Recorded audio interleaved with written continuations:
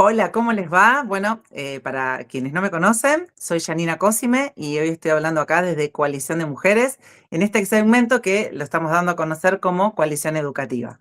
Y hoy tenemos un invitado muy especial porque estamos transitando próximo al 25 de marzo, el Día de los Derechos del Niño por Nacer, y tenemos un mega invitado que es el doctor Pablo César Posetto, invitado y amigo personal, de quien estoy muy orgullosa, y les voy a presentar a Pablo. Hola, Pablo.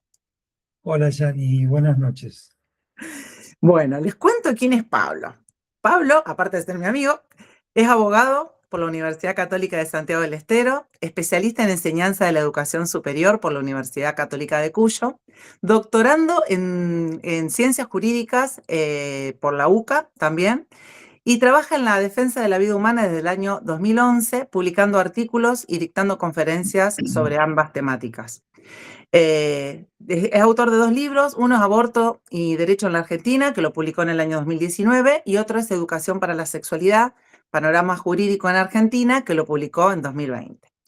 Es cofundador e integrante del Consejo de Administración de la Fundación Rafaelinos por la Vida, que hace un trabajo enorme desde hace 12 años, que tiene por objeto la defensa y promoción de los derechos humanos, entre ellos los vinculados a la debida tutela de la dignidad de la persona fallecida, los relacionados con la libertad religiosa de pensamiento y de culto y de conciencia de las personas jurídicas y físicas, y también es cofundador y socio de la Asociación Civil Abogados por la Vida, acá en Santa Fe, colaborador del Centro de Bioética y Persona y Familia. Coautor impulsor de distintas normas para la regulación de problemáticas relacionadas a la defensa de la vida y la familia, y además trabaja como abogado. Un currículum muy largo que lo pudimos abreviar un poquito acá, pero yo doy fe de que es un defensor de los valores y los principios cristianos y de la defensa de la vida y de la familia desde el momento de la concepción a la muerte natural. Y por eso hoy está acá para contarnos y para hablar de un tema muy importante que tiene que ver con lo que hace la Fundación. Pablo, contanos un poquito, después van a estar las chicas de Rafaelinos por la Vida, pero como para relacionarlo, por qué estamos acá, contanos un poquito por qué surgió Rafaelinos por la Vida y qué hacen. Bueno, a ver, Rafaelino por la Vida es el resultado de una sumatoria de voluntades de gente que en Rafaela, como su nombre lo indica, en la provincia de Santa Fe, decidió en algún momento tomar un compromiso más activo del que habitualmente tenían de manera individual en la defensa de la cultura de la vida y de la protección de la familia. A raíz de todo eso se fue gestando a través de un grupo de personas esta posibilidad de trabajar de manera organizada. Se impulsó dentro de los primeros objetivos la declaración pro vida y pro familia de la ciudad de Rafaela, objetivo que se logró. Se empezó a trabajar anualmente sobre la jornada del niño por nacer, y ya cuando se instaló el debate sobre la legalización del aborto ya tomó forma como organización. Fue ahí cuando yo me incorporé al grupo, y después finalmente conformamos la fundación, que es un poco el paraguas dentro del cual funciona la organización Pro Vida y Pro Familia que formamos parte. Bien, y para destacar, digamos, más allá de que se legalizó el aborto, no fue un motivo para que ustedes bajaran los brazos, sino que siguen trabajando en defensa de la vida en forma concreta, apoyando y acompañando a las mamás. Ese es un poco el desafío. El desafío tiene que ver con la prevención, el acompañamiento, la capacitación, la información, y esto de que cada vez que a uno le pedimos a alguien que tome la decisión de llevar adelante un embarazo, seguidamente y conjuntamente lo que se hace es darle el apoyo para que eso se transforme en una realidad asequible en un contexto demasiado difícil, donde hoy los niveles de vulnerabilidad son muy altos y donde ser padre es cada vez más complejo en nuestro país, y me parece que en todo el mundo. Bueno, más allá que ustedes acompañan a las mamás, el objetivo en realidad es, aunque sí acompañar a la mamá, pero la defensa de ese niño por nacer. Contame, digamos, ¿Por qué, digamos, cuándo se empieza a ser, cuando ese niño empieza a ser niño, ¿no? Como persona humana? Bueno, a ver, nosotros siempre esto lo hemos planteado sobre la idea de que desde que existe un ser humano en el momento de la concepción y que si existe un ser humano, para nosotros existe una persona, y si existe una persona, tiene los derechos que tiene toda persona desde el momento que existe hasta el momento que deja de existir. Digo que deja de existir porque después vamos a ver que también nosotros hablamos de los derechos post-mortem de los niños que inclusive, justamente como su nombre lo indica, deben ser defendidos después del propio fallecimiento. O sea, nosotros siempre hablábamos de la defensa de la vida, de la concepción hasta la muerte natural, y a mí me gusta decir desde la vida hasta la muerte, y a su vez con posterioridad por la protección de los derechos post-morte. Claro, porque entendemos, porque vamos a hacer un paréntesis, que no es un capricho esto de entender que la persona comienza del momento de la concepción, sino que así lo dice la ciencia, ¿no? Desde el Lo momento de dice la la ciencia, concepción. lo dice la ciencia, digamos, un dato objetivo que cuando se produce la unión del óvulo y el espermatozoide, lo que se genera es un nuevo patrimonio genético, un nuevo proceso vital que es ininterrumpido y que por ende se da hasta el momento en que ese proceso vital finaliza de manera provocada o natural. Ese proceso vital es único y repetible como el patrimonio genético, y en consecuencia lo que tenemos cada vez que vemos un proceso vital humano es una persona con una edad gestacional determinada que puede ser anterior o posterior o sea, edad gestacional en el caso de que es anterior al nacimiento o con posterioridad. Lo que cambia es la edad, pero la esencia es la misma, y en la normativa jurídica también establece criterios bastante claros en nuestro país, ya sea en el Código Civil, en la normativa que se dicta dentro de lo que es el derecho privado, e inclusive en la Constitución Nacional y la Convención de los Derechos del Niño, que en el caso de Argentina terminan siendo muy claras sobre esto de que existe persona desde el momento de la concepción y que esa persona merece un trato digno y un derecho irrestricto a la vida y a la garantía del derecho a la salud, el derecho a la identidad, etc.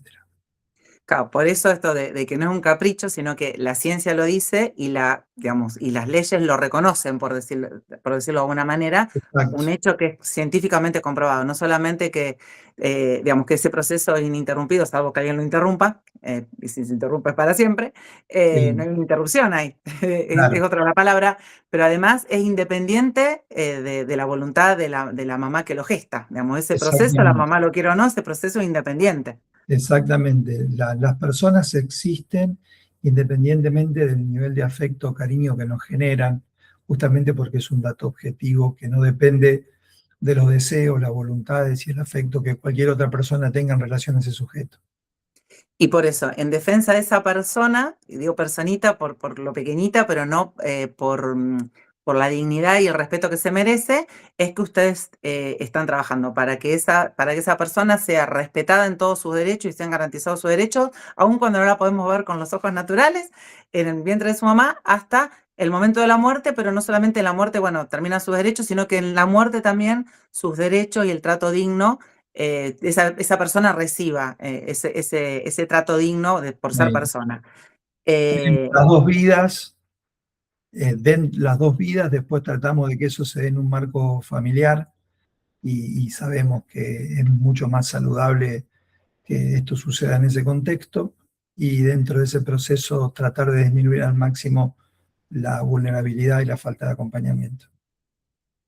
Y vos hablabas de esto de que es hasta la muerte, digamos, la persona es hasta el momento de la concepción, hasta la muerte, pero sus derechos, digamos, siguen y deben ser respetados hasta después de la muerte.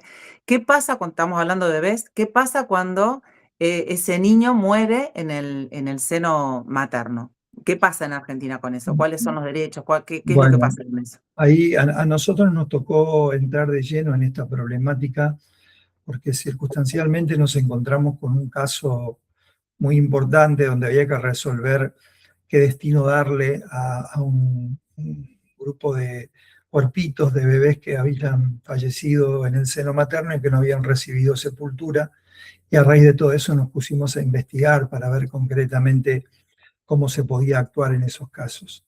y empezamos a darnos cuenta de un fenómeno totalmente invisibilizado, que es esto de la muerte fetal, inclusive, o sea, nosotros trabajamos concretamente en este punto en los casos donde no se produjeron los abortos reglados por la nueva ley que habilita este tipo de prácticas, sino las muertes espontáneas, que a veces cuando se dan en una etapa precoz, los padres se encuentran con que no pueden retirar el cuerpo de su niño, y a raíz de todo eso se genera un drama muy particular que tiene repercusión sobre una familia, sobre un grupo de allegados, sobre una madre, un padre, un abuelo, pero además tiene repercusión en los derechos del sujeto que falleció y que merece un trato digno, una sepultura, un derecho a la identidad, a que se lo reconozca socialmente como un ser humano, y también un grupo de la sociedad que tiene intereses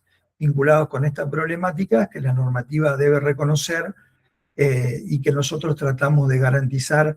Por eso incluimos dentro de lo que es el objeto de nuestra fundación, esto de garantizar un destino adecuado para los restos humanos como una manera de reconocer la dignidad, en este caso concreto del niño por nacer, después de su defunción.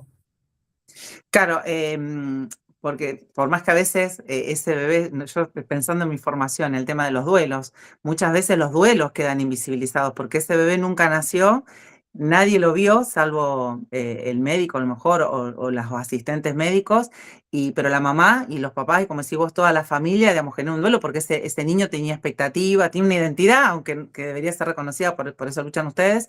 eh, y tenía sueños, digamos, sueños de su familia que estaba soñando con este chico, y que este rito que decís vos que les es impedido por la ley no puede concretarse, y ese duelo se va arrastrando, ¿no? ¿Cuáles son los derechos, en este caso, que merecen ser garantizados y respetados en los familiares y en el niño? Bueno, por eso, a ver, nosotros lo que descubrimos, en este caso, nosotros encontramos con mamás que hacía más de 10 años que habían perdido a sus bebés, que no sabían que sus bebés, que los cuerpos de sus bebés estaban donde estaban, que fueron convocadas y que cuando llegaron pudieron poner de manifiesto todo el dolor y además todo lo sanador que terminó siendo para ellas esta posibilidad de darle sepultura.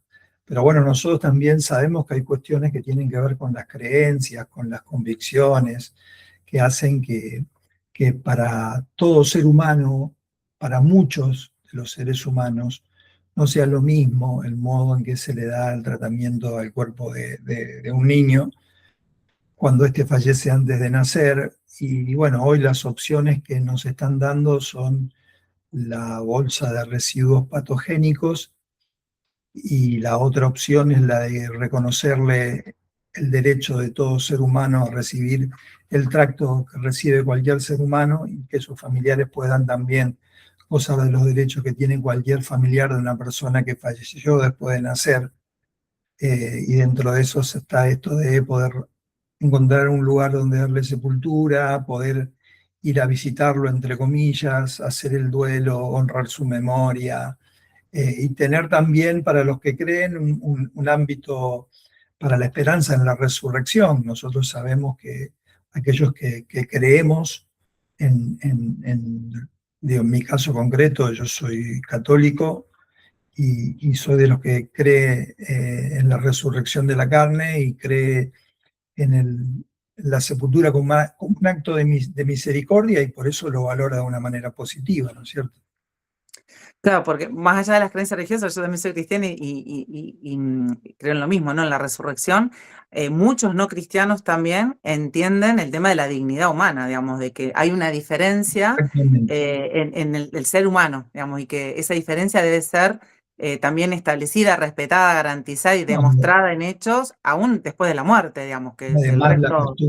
la costumbre de sepultar a los muertos es una costumbre milenaria, que no pertenece a una religión específica, sino que tiene que ver con esto de lo que en esencia siente una persona frente a la partida de otra persona con la cual la une un lazo, ya sea por pertenecer al mismo género, a la raza humana, o inclusive por el vínculo afectivo, ¿no es cierto? Te hago una pregunta, hoy por hoy, digamos, si una mamá, digamos, pierde un hijo en un aborto natural, digamos, un aborto espontáneo, pierde a su bebé nace muerto, ¿ella tiene la opción, o si la tiene, si es concreta esa opción de poder verlo y poder darle sepultura, o no la tiene, o no se le da a conocer, digamos, y por eso a veces queda ese duelo sin cerrar y esa herida sangrando tanto tiempo? Bueno, a ver, primero que todo, y antes de analizar, digamos, los derechos en sí, el primero de los derechos está vinculado con el consentimiento informado, que yo creo que es algo que en las muertes fetales no se maneja en casi ninguna provincia. Son pocas las provincias donde se hace un verdadero consentimiento informado y a la familia se le explica detalladamente lo que sucedió y lo que puede llegar a pasar y cuál es el destino que se le da a los cuerpos. Eh, Luego del consentimiento informado, las regulaciones, en estos casos son regulaciones provinciales, con lo cual tenemos que ir a analizar en cada caso concreto qué es lo que dice la norma que regula el registro civil en la provincia en cuestión. En cualquier caso, yo creo que si en base a la norma, a la Constitución Nacional y a la normativa nacional, más allá de lo que diga la norma provincial, siempre la familia tiene ese derecho de sepultar a un ser humano como cualquier otro ser humano. Lo que va a suceder es que van a cambiar los mecanismos dependiendo de la normativa provincial que surja en cada caso. Y bueno, habrá que hacer las postulaciones que tienen que ver con la constitucionalidad o no de una norma, con la razonabilidad o no de una norma, pero yo soy de los que creen y tenemos demostraciones de eso en diferentes antecedentes, de que hoy la posibilidad de sepultar a un niño que muere en la primera etapa de su gestación, digamos, esa posibilidad existe y que lo único que hay que hacer es empezar a trabajar para concientizar y para que las personas la empiecen a exigir, sumado a que inclusive los médicos también tienen distintas obligaciones y entre ellas una de las obligaciones es extender el certificado de defunción y la otra es solicitar la inscripción de la defunción, de cualquier defunción. Eh, por esa razón, también los médicos deberían estar atentos cuando no hacen los consentimientos informados, cuando no expiden los certificados de defunción o cuando no solicitan la inscripción de la defunción, de no estar incurriendo en algún incumplimiento de la obligación de los deberes de funcionario público, ¿cierto? Es decir, que a veces es por ignorancia, ¿no? No vamos a ponerle una connotación, a lo mejor una intencionalidad. A veces el No, profesional, por ignorancia, no le informa a esa familia el derecho que tiene de poder ver ese bebé que nació sin vida, y de poder a lo mejor gestionar su sepultura de una forma digna o como quiera hacer la familia. sí, además hay cuestiones que tienen que ver con la terminología. Qué sé yo, nosotros tenemos la normativa nacional que regula el duelo perinatal, por ejemplo. Vos fíjate, el Sí. duelo perinatal deja totalmente excluido, invisibilizado a los niños que fallecen durante la primera etapa de la gestación, después de las 22 semanas. Entonces, digo, yo creo que lo central en este punto es que hay un desconocimiento o una mala información o en algunos casos sí, una imposibilidad jurídica, porque hay casos concretos donde los médicos no saben que pueden oponerse al funcionamiento del sistema, más allá de que todos sabemos el precio que pagan las Sí. personas que a veces no colaboran con los protocolos y los funcionamientos de la administración pública. Pero bueno, es un tema para ir trabajándolo, para ir concientizando y para que los padres sepan cuáles son sus derechos, los médicos sepan cuáles son sus derechos y cuáles son además las obligaciones. Y también entender que en los casos donde existe un ser humano que no despierta afecto por terceros, también merece un trato digno independientemente de que no haya quien lo reclame, que el Estado debe garantizarlo y que si hay instituciones que intentan garantizarlo también deben ser acompañadas y respetadas y fomentadas, porque bueno, nuestra dignidad póstuma hace que debamos ser tratados con decoro más allá del nivel de afecto que nos hayan despertado, que hayamos despertado en otras personas. Te escuchaba y pensaba en esto, ¿no? Que empezamos a hablar de que no era caprichosa las leyes cuando dicen que hay una persona, un ser humano en el momento de la concepción, sino que está, digamos, reconocido por la ciencia lo ha descubierto y dice que es así, que no hay otra forma, ¿no?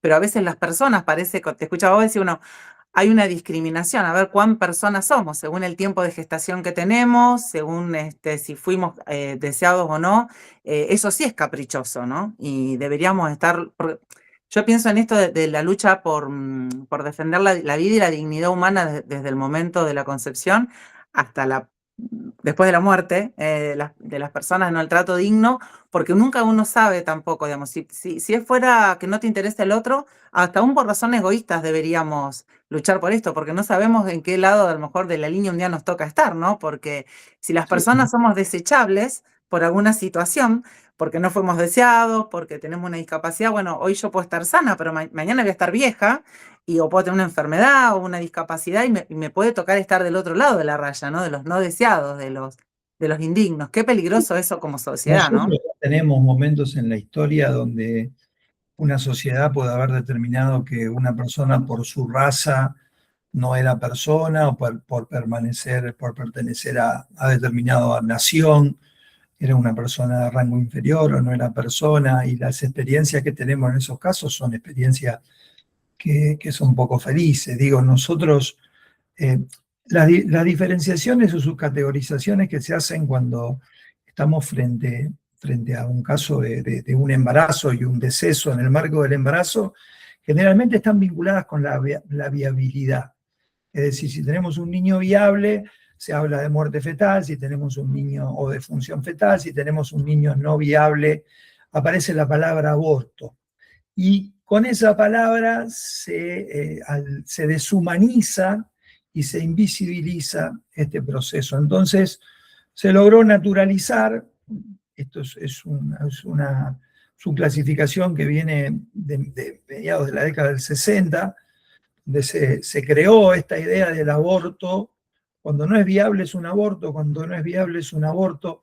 Y todo esto nos colocó en un punto de decir, bueno, es un aborto. Y si es un aborto, no hay una persona, ni hay un dato a registrar, y se da una invisibilización. Y después a veces esos vacíos son accidentales y otras veces son caprichosos y son buscados y tienen que ver con la invisibilización de la persona por nacer en la primera etapa de gestación, y algunos hacen un mal uso de esa manera de proceder, ¿no es cierto?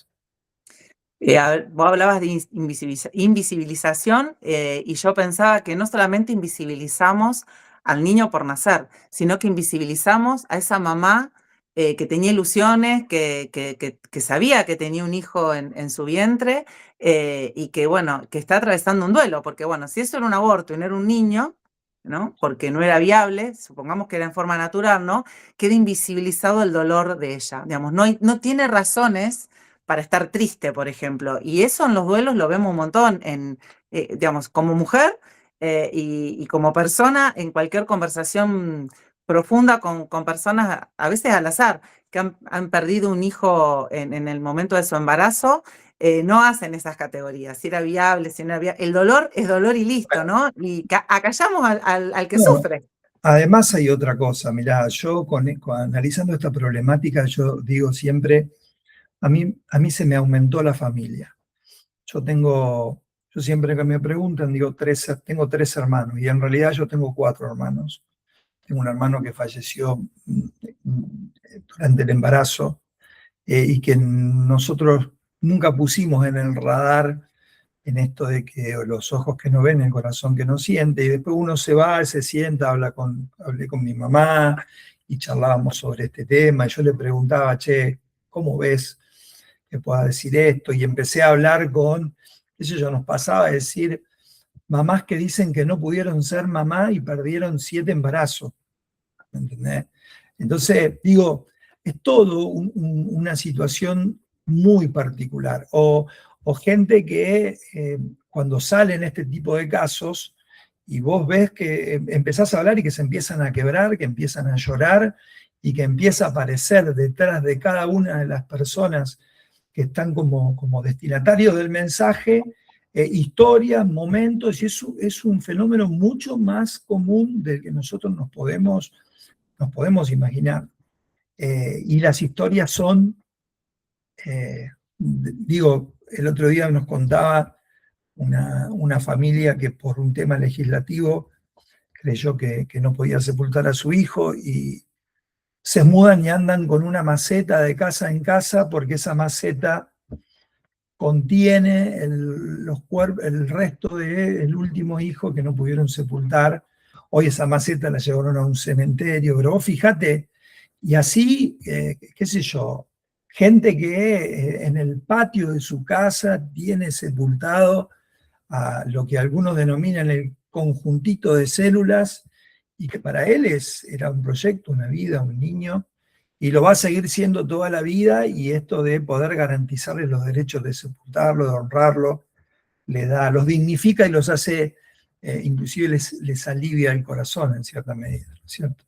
Pues eso, reconocer el valor y la dignidad del ser humano en todas las etapas, no solamente, bueno, beneficia a ese niñito que no tiene vida, ¿no? Decir, bueno, le reconocemos la dignidad, no le damos dignidad porque la tiene por ser persona, pero al mismo tiempo también favorecemos a la salud mental, emocional, y también física, porque cuando las personas estamos mal emocionalmente nos enfermamos de esa mamá y de todo su núcleo y por ende de la sociedad. Digamos, qué bueno esto de hacer hincapié y de seguir luchando aún cuando parece que no tiene importancia para algunos y aún en contra de la cultura imperante por reconocer lo que es la dignidad de Sí. la persona humana. Y hay otro tema también que es importante relevar, que es el tema de la situación de los padres, de los abuelos, porque también hoy se dan muchos casos donde las relaciones se dan en contextos que yo denomino, entre comillas, desordenados, y entonces a veces tenemos embarazos que son,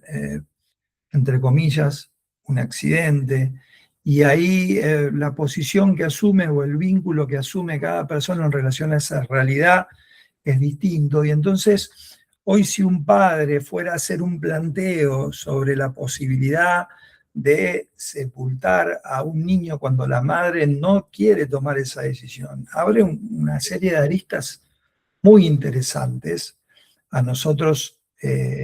Cuando el padre va acompañado de la madre, generalmente no hay inconvenientes, pero cuando empieza a aparecer un conflicto de intereses, digo, empiezan a aparecer aristas interesantes.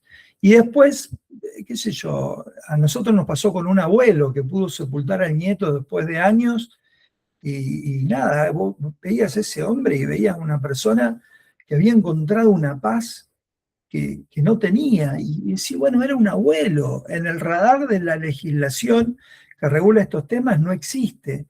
Ahora, en los hechos, es un ascendiente, si querés, del niño, y que si sus padres no quisieran sepultarlo, por ejemplo, yo creo que tendría la posibilidad de esgrimir ese derecho, porque justamente lo tiene, y porque además los padres lo que no pueden hacer es prohibir la sepultura de un hijo. En todo caso, podrán no hacerla ellos, pero prohibir la sepultura de un hijo es algo que yo creo que es como prohibir la sepultura de cualquier ser humano. La sepultura es la cremación, no se puede suspender el trato digno de otra persona, digamos, después de la muerte. Te escuchaba y pensaba, ¿no? Cómo empezamos hablando de los derechos del niño por nacer, aún después de muerto, y cómo eso en realidad tiene que ver con los derechos de un montón de personas, más allá del vínculo, madre, padres, tíos, abuelos, y a veces se banaliza, ¿no? Si total, como dijiste, bueno, un manojito de células. No, no. No es un manojito de células, una persona en formación, en una etapa de su vida, en desarrollo, que tiene un montón de expectativas y sueños de otras personas y afectos, porque algunos podrán no tener afectos y otros sí. Y bueno, qué importante trabajar por esto. Y la verdad que te agradezco un montón porque hay mucho de tu trabajo que conozco. Esta parte de tu trabajo la tenía vista en las redes sociales, en los informativos, porque para los que no saben, búsquenlo en las redes, si no yo después lo voy a compartir, el trabajo que han hecho con Proyecto Arimatea y con el descubrimiento de este médico que que les dio lugar a trabajar en esto. No, no me acuerdo cuántos bebés eran que este médico tenía y que pidieron la sepultura. Y el caso por el cual nosotros nos involucramos en la problemática fue el de un profesional de la salud, un nosocomio de Rafaela, que había reservado cuerpos, hay más de 200 cuerpos reservados en un hospital, y nosotros lo que hicimos fue trabajar, investigar y propugnar por el trato digno. Yo a raíz de eso también analicé esta problemática, que es una problemática a nivel mundial. La estoy empezando a conocer dentro de mi primera etapa investigativa, digamos, porque la tesis doctoral que estoy trabajando va por ahí. Así que independientemente de eso, mi idea en todo esto es la visibilización de esta problemática, porque creo que cuando los ojos empiezan a ver, el corazón siente, y cuando el corazón siente, las soluciones que le damos a los problemas son más humanas. Pablo, no puedo más que agradecerte por tu tiempo, pero me quedo cortas con palabras por todo lo que venís haciendo, y me pareció bueno entrevistarte para, como decís vos, visibilizar lo que se hace, animar a otros a hacer lo mismo, a trabajar por el reconocimiento de la vida humana y del valor de la vida humana desde el momento de la concepción, aún hasta después de la muerte. Y esto de que no nos desanimemos, ¿no? Porque a veces nos desanimamos cuando no vemos resultados, pero hay muchos resultados que no se ven, no se dan a conocer, pero que están y que van dejando semillas en otros. Sí, a veces nosotros sembramos y otros cosechan, y de eso se trata la vida. Creo que por eso también uno tiene que ir haciendo el discernimiento, viendo los tiempos. Creo que este es un tiempo donde se da la posibilidad de atender este problema. Tenemos que hacer los esfuerzos para hacerlo. Y en una institución, nosotros nos dijeron, una vez me acuerdo que publicaron en una red, Rafalino por la vida, preocupado por los muertos, dice, es un poco contradictorio. Y en realidad nosotros no es que somos rafalinos por la vida o rafalinos por la muerte, sino que somos rafalinos por la dignidad de la persona humana, ya sea que haya nacido, que no haya nacido, o que haya inclusive muerto. Y en ese contexto vamos a seguir trabajando junto a las chicas que hacen la principal tarea en Rafaelino, la más visible, la más potente, que es esta de estar alrededor de las mamás. Seguramente cuando vos tengas la oportunidad de hablar con ellas te van a poder contar. Y este granito de arena que hacemos desde un área de la fundación para la dignidad, el trato digno del niño que muere en el seno materno. Gracias, me encantó esto, ¿no? Rafaelinos por la defensa de la dignidad humana, ¿no? En todos sus momentos y en todas sus etapas. Gracias, Pablo. Los animo a seguir a Rafaelinos por la Vida en las redes, a Pablo Poseto, y que los imitemos a ellos y a su grupo de trabajo. Después vamos a entrevistar a las chicas en esta tarea loable que hacen y que, bueno, nada, Dios renueva sus fuerzas en todo momento. Un abrazo y hasta la Gracias. próxima. Gracias.